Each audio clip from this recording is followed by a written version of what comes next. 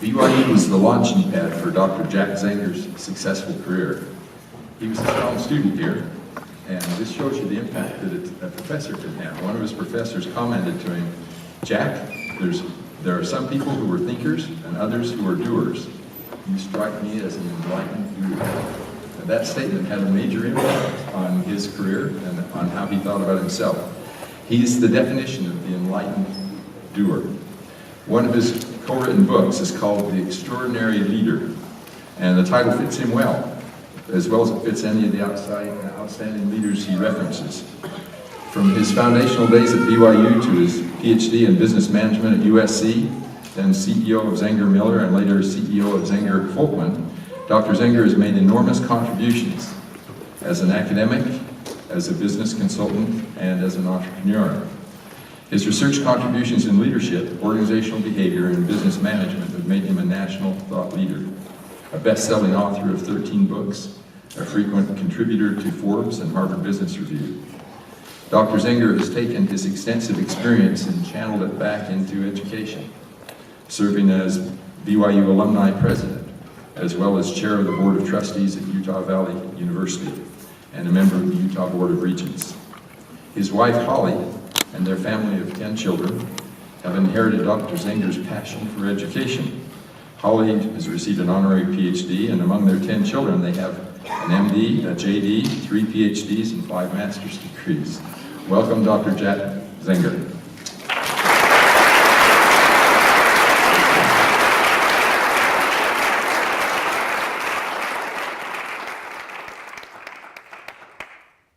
Thank you very much. Thank you all for being here. Can you hear me okay?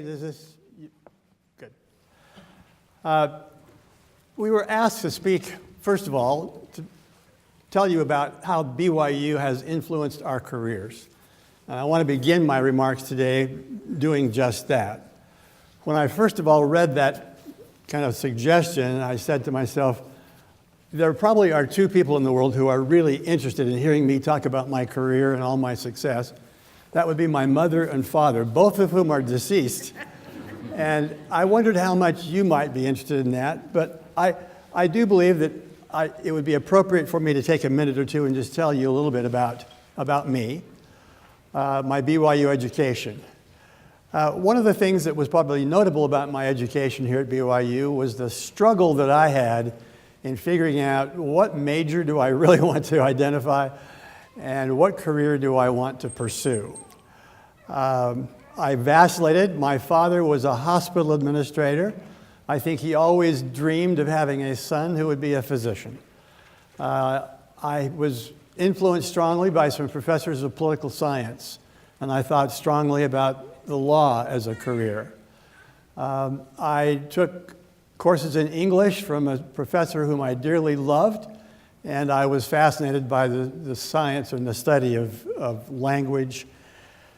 But I ended up majoring in psychology, and I found myself very intrigued by the questions that it had. And so I really left here thinking that I would pursue a degree and an advanced degree in psychology. I ended up going to UCLA, where I began a program in industrial organizational psychology. And then I found that the people in the School of Business were doing more practical and more applicable kinds of things. And so I ended up, as you may have read, with a degree in business administration from UCLA, and then a doctoral degree in business administration from USC. But very much I look back on my experiences here at BYU as being extremely influential and extremely useful. And I appreciate the introduction from this good professor of statistics. I have often commented to my grandchildren that probably the course that I most frequently rely on and go back and hearken back to was my course in descriptive statistics in my undergraduate days. Nothing has proven to be more applicable and more useful in my current career. It was noted that as I struggled with this question of what shall I major in and what career should I pursue, that I had a wonderful psychology professor who one day was talking with me and he said, Jack, you know, there are people who are thinkers, there are people who are doers. You strike me as being a possible enlightened doer. And so I said, well, where are those people? What do they do? And he talked about this world of consulting. And he gave me the names of a couple of firms that were involved in that field. And so I ended up writing to those firms, asking them, how do you get to be one of you? What do you do to arrive there? Unfortunately, no one ever answered my letters, but it was clear that I was really intrigued by this opportunity. And hence, I followed that advice and was attracted to that world. In terms of things that I might say to you who are students here, let me just say that certainly of great value are the things that you learn in the courses that you take. But I would also want to encourage you to think about it's all the other things that go on while you're at a university that also have a profound impact on you. I was fortunate maybe being here at a time when you could be involved in lots of things. I was involved in the Student Program Bureau. So there was a group of people who would go out and give high school assemblies, do programs for various civic groups. And that was a fun experience. I volunteered to be a member of the debate team. In those days, BYU had an official debate team, and we had some visiting people from Oxford who came and wanted to debate before the entire student body. And so I and another partner of mine had this assembly where the entire student body of BYU was invited to hear this debate. And the then president of the university, Ernest Wilkinson, said, and so if you believe that the team from Oxford prevailed in this debate, then leave by the south door. If you believe that the BYU team prevailed, then please leave by the north door. And of course, most people left by the north door, and so we were all very, very pleased with our opportunity to debate these barristers from the University of Oxford. I was involved in student government and ran for student body office. I was involved in a number of service clubs. There was a Blue Key organization. There were social clubs in those days that are now no longer in existence. And I must confess that I don't know how frequently this happens, but as a senior, I was asked to teach a course on effective study. What a wonderful opportunity was granted to me in my undergraduate days here. So to all of you who are pursuing degrees in psychology, I do want to say, I think psychology opens the doors to many careers, ranging from clinical to industrial, organizational. There's just a wide variety of career opportunities that are available to you. I do recommend to those of you who are interested and able to continue your education. I think there's no question that a further degree at the master's level or the doctoral level can be really a great boon to your ultimate success in life and your career. I have been fortunate to have a variety of career endeavors. When I finished my doctoral degree at USC, I stayed there and taught for a couple of years. Later, when I was working and we had moved to Palo Alto, I served as an adjunct professor at the Stanford Business School. And that was a wonderful opportunity. I have had an opportunity also to be involved in corporate positions. I've served as the the vice president of human resources for a pharmaceutical company in Palo Alto, and then spent a number of years as a corporate officer of the company who acquired the firm that I had started. So my career has been a mixture of corporate, academic, and entrepreneurial activities. And again, I think the background of psychology was a great foundation for that kind of a variety in my career.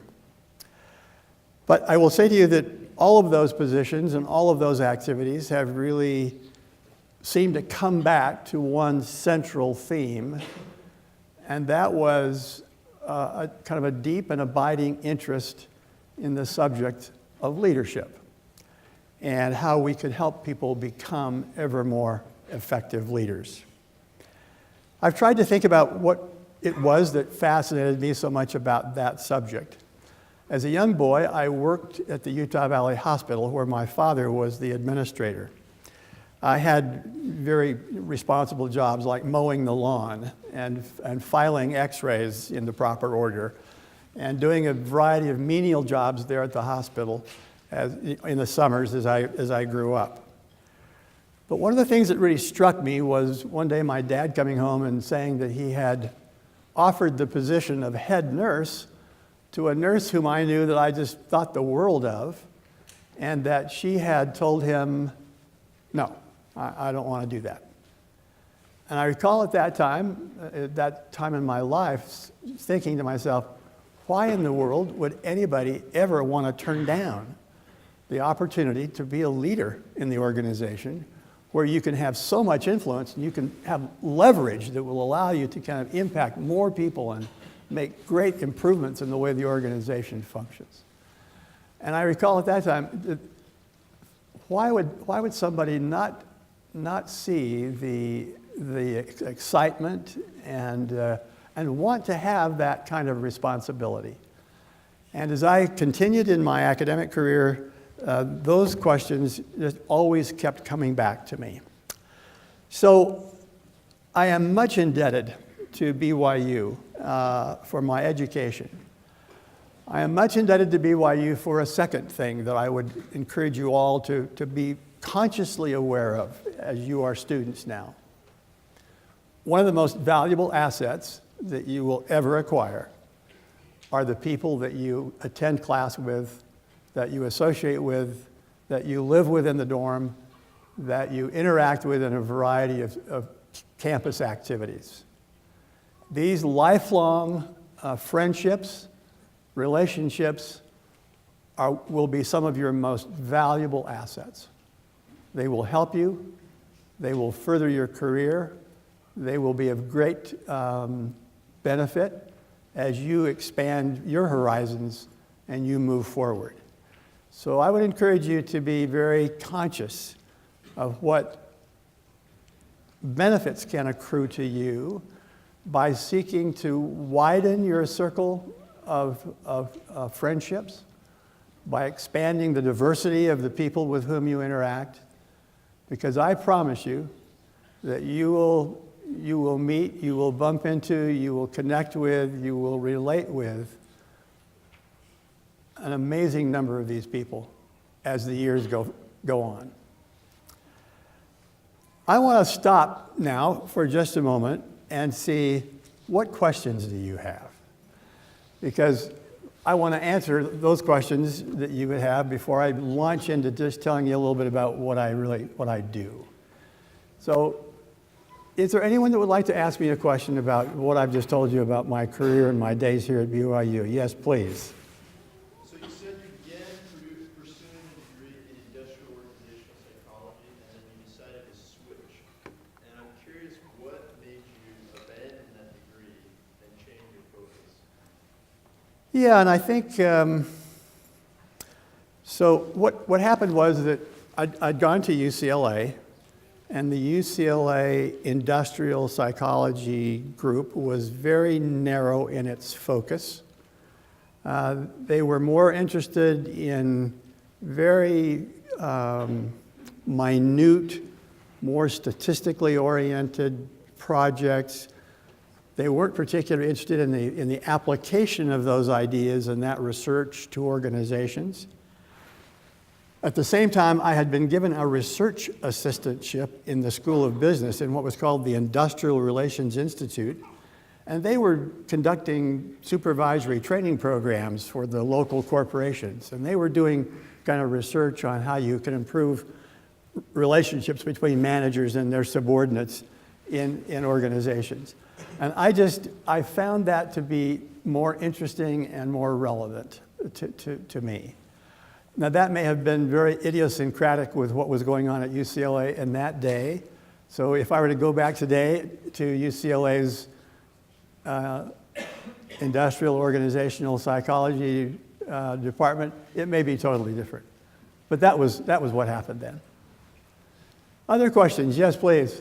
Dr. Zenger, for those pursuing a variety in their career like you have, from like consulting to just working in firms, all those things, how do you recommend someone pursue balance between family, work life, faith, all those things, and maintaining a healthy balance between all those aspects of life? Oh my. Is there an easier question that somebody has that you'd like to ask me?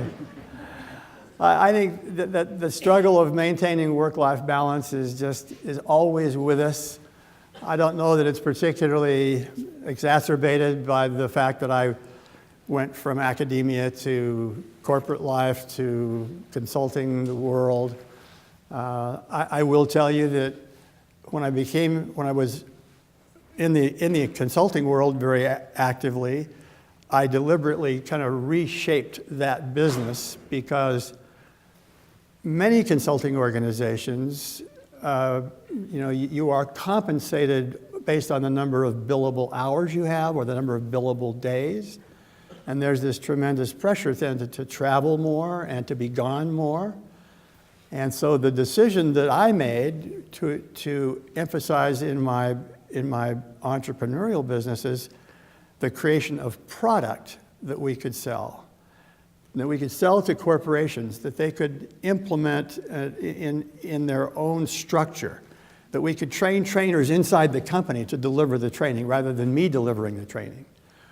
So the nature of the business, I deliberately changed from being a sheer selling time role to selling a product that was scalable. I was also kind of intrigued by the idea of, I didn't want to spend my whole life working for one company and having a new executive come in and dismiss all that work with the back of his or her hand. By focusing on product, you could impact hundreds of companies and tens of thousands of people. And that was much more appealing to me than to be focused on just working with a very small handful of people inside one organization. A couple more questions, or other questions that you would have that I could... Yes, please. Would you consider yourself a risk-oriented person? A risk-oriented person? Probably you should ask my wife. But I think the answer to your question is yes. I tend to be not risk-averse. And so if you're talking about what kind of stocks I invest in, what investments I have, I would say that I am personally more inclined to be willing to kind of take risks. And I believe that success in life always requires a certain amount of risk. I don't know that there's any relationship between what I've done in my career and that, but maybe to the extent that I'm willing to kind of move from one thing to another indicates that I'm not risk averse. I mean, I think anytime you make a major move, you do incur a certain amount of risk. Okay, maybe one more question about me and before I jump in and talk about what I'm doing. Yeah. So I hope this isn't a redundant question, but you've been in a lot of different positions, from academia to professional consulting, all of that. I want to hear in your words what it was that made you so marketable, I guess, or such a Oh, my.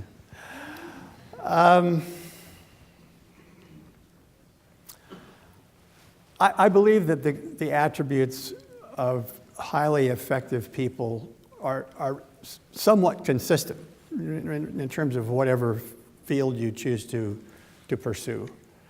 I believe that intellectual curiosity, I think loving to learn, loving to acquire new knowledge, to deliberately read things that you're not necessarily inclined to read, to study things to deliberately put yourself in a place of discomfort.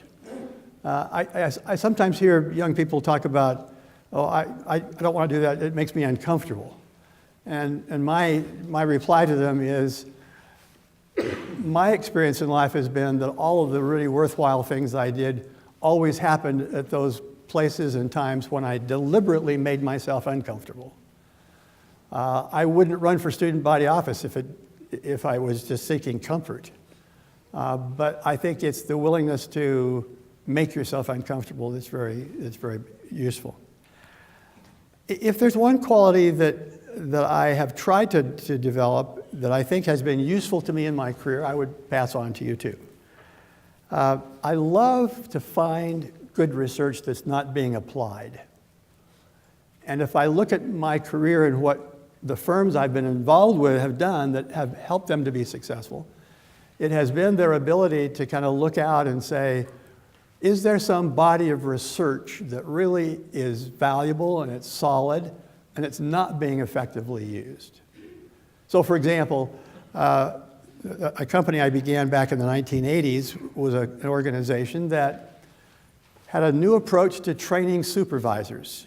When I was, first of all, coming out of business school, supervisory training consisted of herding people into a room like this and lecturing to them. And lecturing to them about planning and organizing and staffing and directing and controlling and giving them information and then saying, you know, go out and do that. And then I heard about somebody who had attempted a totally new approach. They produced short videos showing a supervisor sitting down with a subordinate and having a conversation about the subordinate's behavior. And it clearly identified the steps that this person would take, showed the supervisor doing this, and then the training consisted of people then thinking about that idea and applying it to a real situation that they faced back on the job in real life. A totally different approach to training supervisors. The research that was underneath that was some research done by a Stanford University professor named Bandura, and it was referred to as behavior modeling. The way to change people's behavior is to show them a good example of people doing it well. Help them understand what it was that person did, and then give them a chance to practice it and get feedback on their effectiveness at applying that skill. It was good research. It was not being used in the corporate world. The current company I'm with is a company that does what's called 360-degree feedback. We collect data from the subordinates, from the peers, from the boss, about a given manager and how he or she performs. We amalgamate that data in the form of a report and give it to them for their personal development. It's based on very solid research, but 20 years ago, it was not even thought about that you would give that kind of upward feedback from subordinates to their bosses.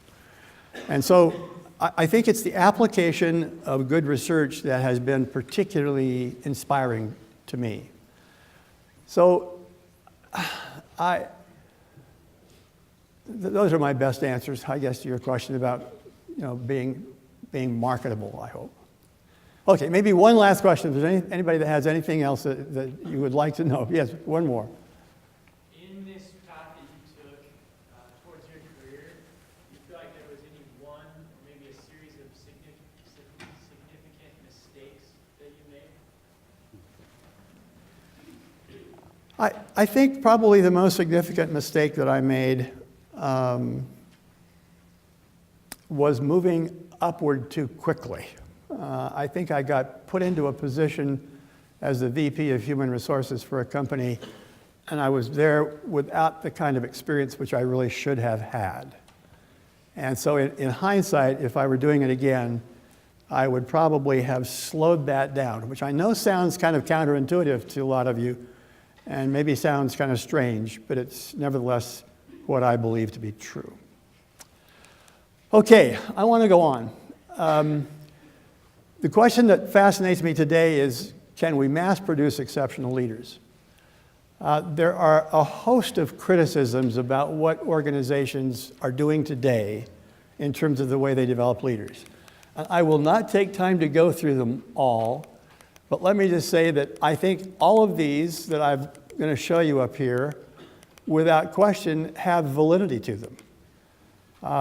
That these are all things that organizations fail to do, and hence, we often see organizations who, when you ask their senior leaders, do you have a bench strength that will allow you to carry into the future? Are you comfortable with the team that you have assembled that will carry you forward? The answer is almost 90% of the time, no, we don't. And I think the reason why they don't is because they're not doing these things. The good news that I would pass on to you is that successful leadership development programs can address those things, and when they do address those things, they have much greater likelihood of success, and we see some wonderful successes when people will actually try to remedy those failings. But it does take deliberate effort. And the 6 things that I have come to believe really are descriptive of those institutions who are doing a great job of developing their leaders involves doing these 6 things. And I'm going to quickly go through and talk with you about what those are. One of the big mistakes that organizations make is that they don't tailor their development program to the corporate strategy. So it doesn't begin with a clear strategy for what the organization aspires to do. Are we a turnaround? Are we a growth company? Are we a research organization? What exactly are we? What are the things that will, kind of define our success? They don't take time to look at their current successes in leadership development, and they don't take time to empirically select the behaviors that they want to develop in their leaders. Frankly, what we see a lot of companies doing is just to assemble a group of executives and say to them, what do you believe constitutes the traits or the behaviors of an effective leader for Ajax Corporation? And so they collect all these pooled opinions, and that becomes the standard. That becomes the definition of what a good leader should be. No empiricism, no research, no validation that those really are the things that make success. Frankly, a lot of companies, the primary objective that they have is to get high scoring sheets on the little rating evaluations that participants fill out at the end of the day. Whereas I would argue that the higher level kind of opportunities and targets would be things like, how do you build a strong pipeline of leaders? How do you change our corporate culture? How do you make sure that every employee has an excellent leader? If you believe that every employee who comes to work for your organization deserves the right to work for a good leader, what are you doing to kind of make that happen? How can you see and how can you use leadership development to raise the overall level of employee engagement and commitment? How can you ensure that every leader creates for himself or herself a personal plan of development? We know that, for instance, probably left to their own devices, fewer than 10% of leaders would sit down and deliberately create for themselves a personal plan of development. The second thing that I think needs to be done and can be done and is being done by the most advanced organizations is that they are realizing that the scope needs to be expanded. Effective leadership development can't be just for a few people in what's called a high potential program, where it can't just be focused on the people at the very tip top of the organization, nor can it rely on just having a handful of stars sprinkled through the organization. I was looking at some data in our firm. So we collect 360-degree feedback data from a wide variety of organizations. We have 1 million of these 360-degree feedback instruments. About 85,000 leaders worldwide. We see this interesting thing. There are more leaders 65 years of age and above who are participating in many companies' programs than there are leaders between the ages of 25 and 40. Now think about that. So more people that are 65 and older than there are 25 to 40. That's, in my opinion, unthinkable to not be spending much more of your resources on the younger group who will be your future leaders rather than the older group who have basically already arrived in their positions.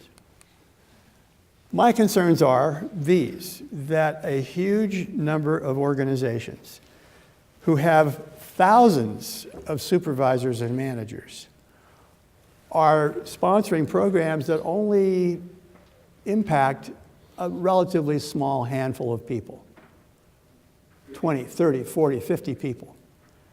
And then they wonder why they're not satisfied that they have an adequate bench strength in place. We worked with a company in the Bay Area, in Silicon Valley. They had a very successful program. They were able to measure a statistically significant improvement on every leadership dimension or competency that they measured in a 12-month period of time. Every manager made an improvement, and in the aggregate, they were statistically improving in a significant way. I said to the lady in charge, if you were doing this all over again, what would you do differently? And she said, we would begin much earlier in people's careers. We would start far earlier. So the two scenarios I would submit to you: an organization that has 700 leaders in its organization. They have a catalog of programs that they offer their people. 20 different programs, all very high quality. Problem-solving skills, presentation skills, creativity skills, on and on and on. Each one has about 25 participants, and so at the end of the year they can say, we have 500 person days of development. Organization number 2 has one very high impact development program and 500 managers attended. Which of these two will have the greatest impact on the way this organization functions? And I submit to you that hands down, it is the second scenario that is far more effective. When you have a program that is impacting a great majority of the people, that you see much greater impact of culture, change, and benefit.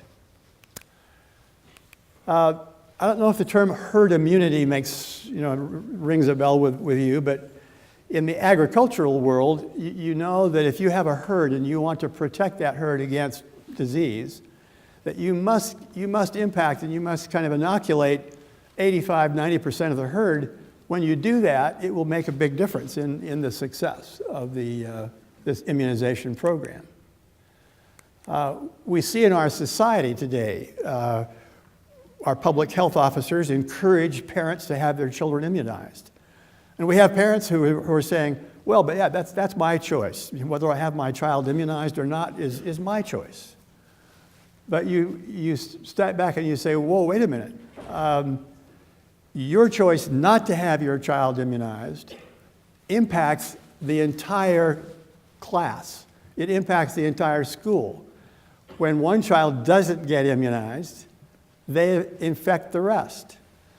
And so if I fail to become an effective leader, or if I sit by and tolerate really ineffective leaders in the organization, I begin to infect the entire herd. I infect the entire organization. There was a wise old management consultant named Peter Drucker who said, you need to reach a minimum of 1/3 of all managers, probably 2/3 before you really impact the organization's culture. This is the biggest deficiency we see in many organizations.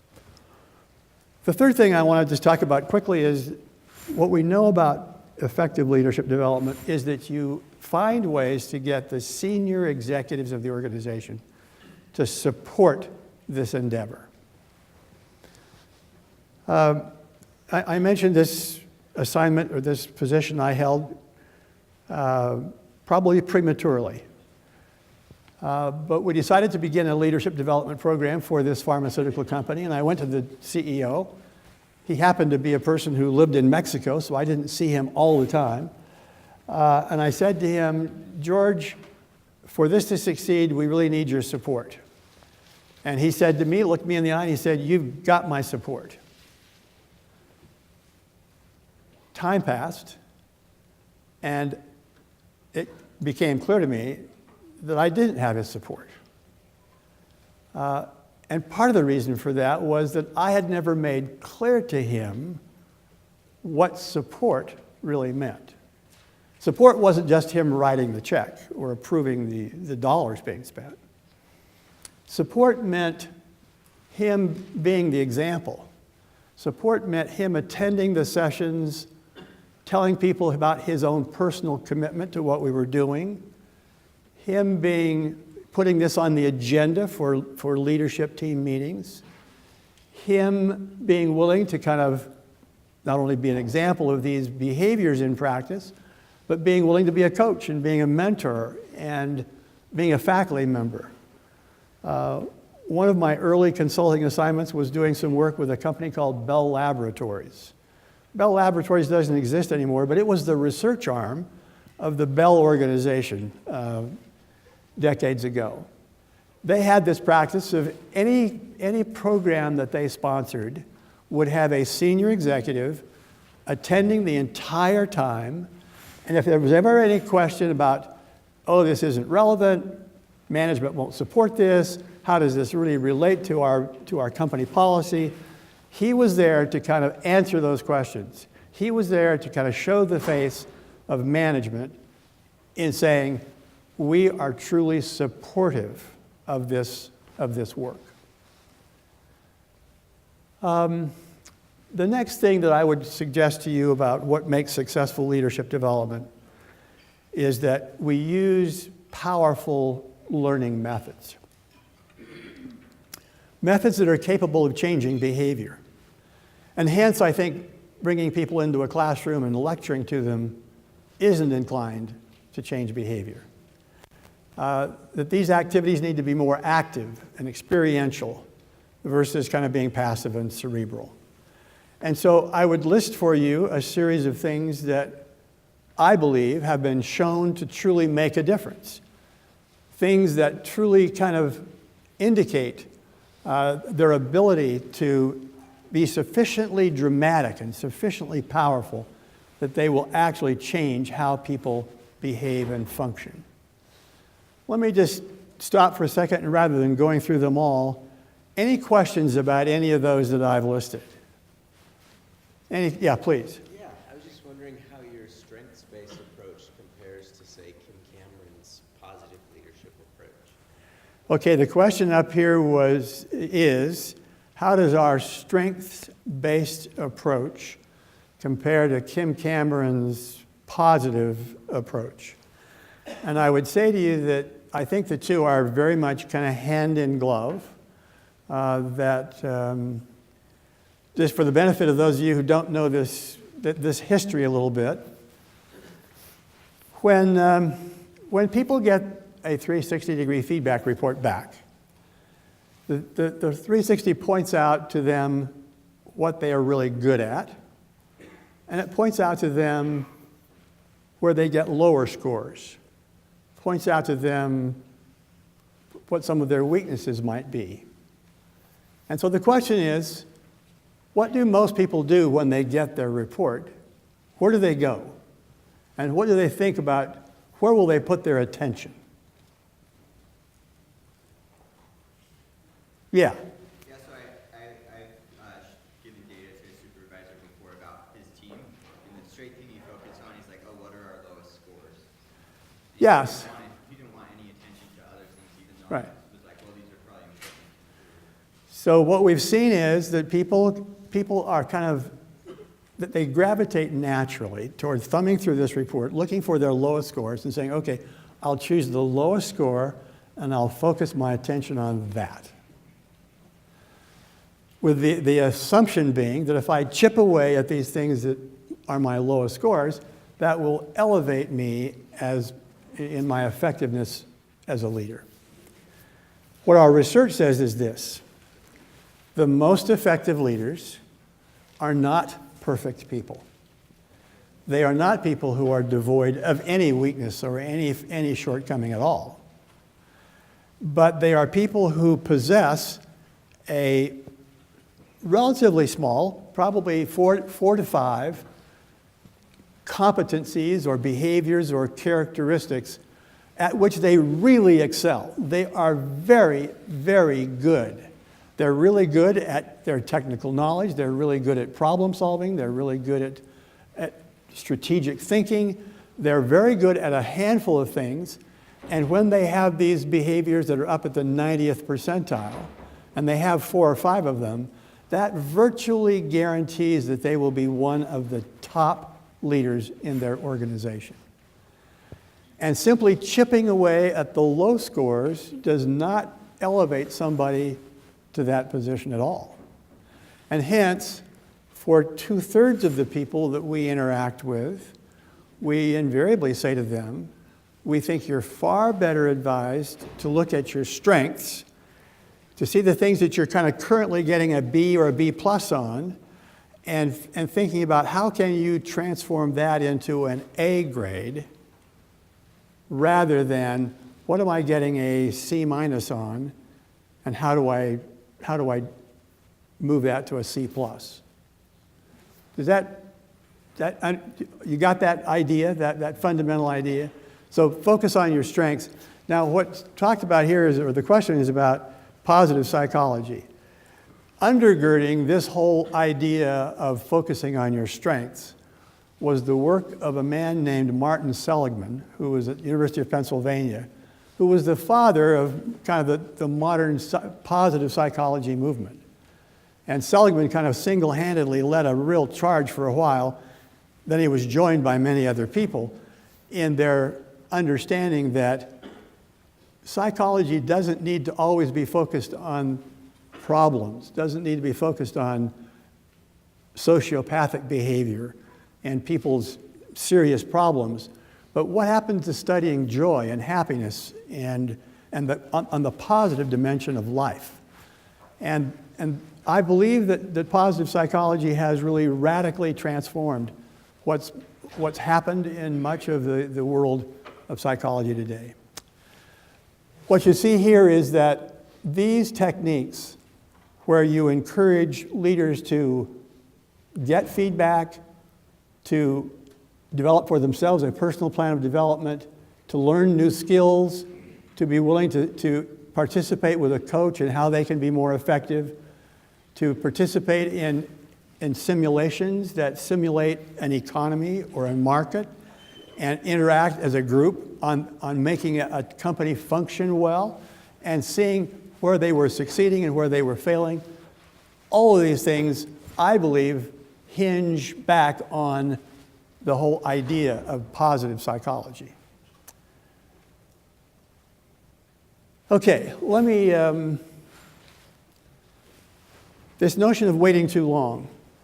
Our data says that the average organization has supervisors that get appointed to their jobs roughly at the age of 27. The average age of participants in our programs, 40.2, which means that there's on an average 13.2 years of time when leaders function with having had no formal training on what it means to be a good supervisor, what supervisors do, and how they do it effectively. So I would say to you that this has serious consequences, and we could take some time if we had the time, which we don't. But clearly when you begin practicing some role, when you begin to function in some role with no preparation for doing it, what is apt to happen? Anybody here learned to ski later in life without any instruction? Anybody that's learned to ski later in life?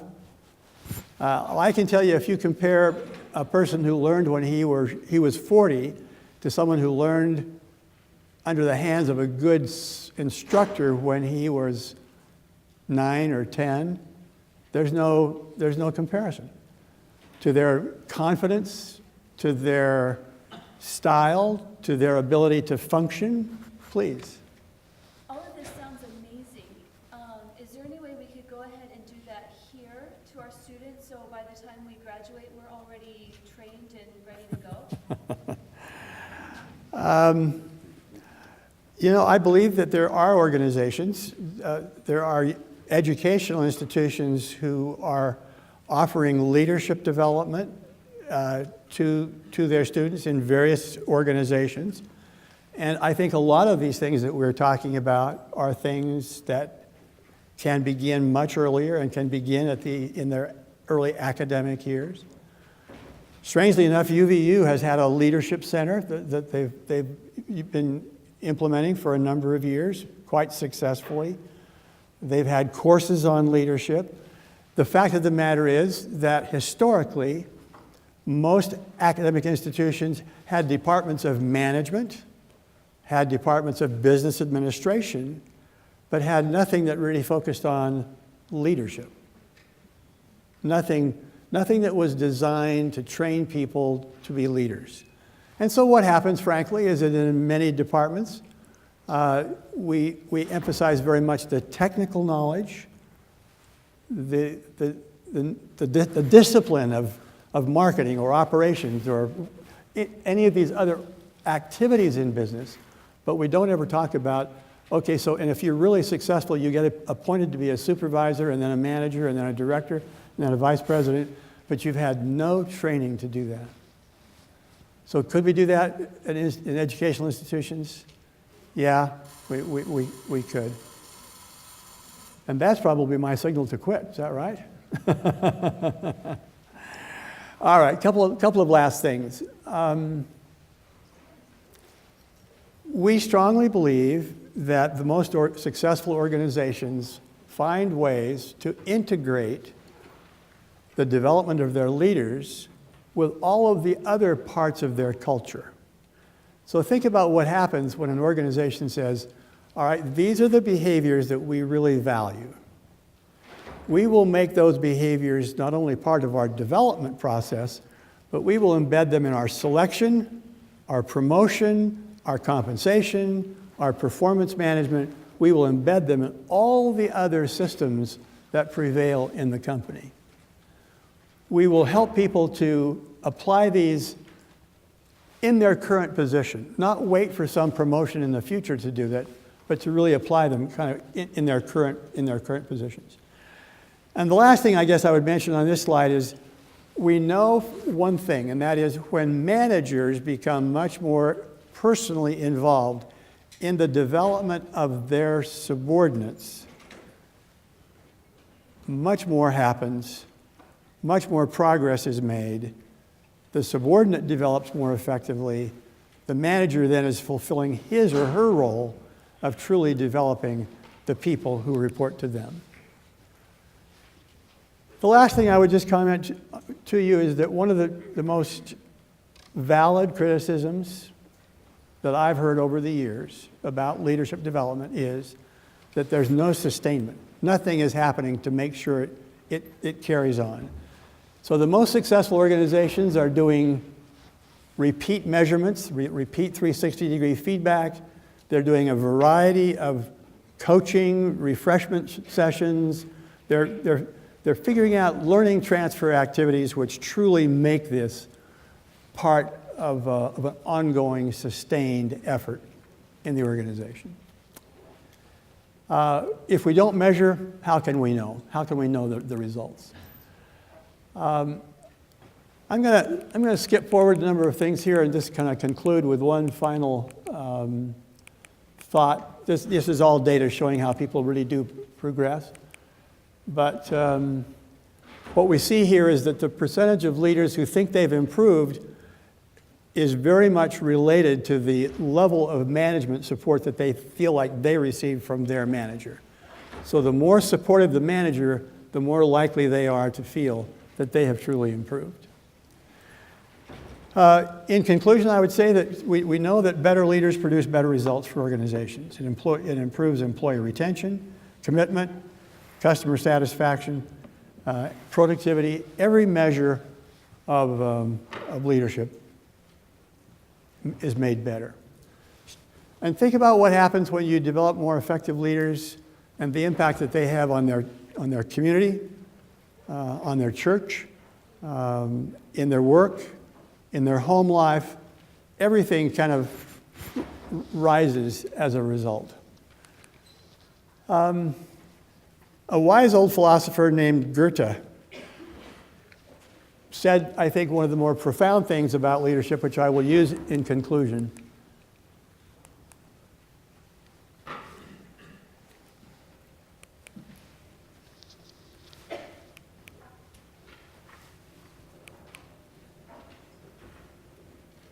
This was Goethe's summary of what he thought leaders did.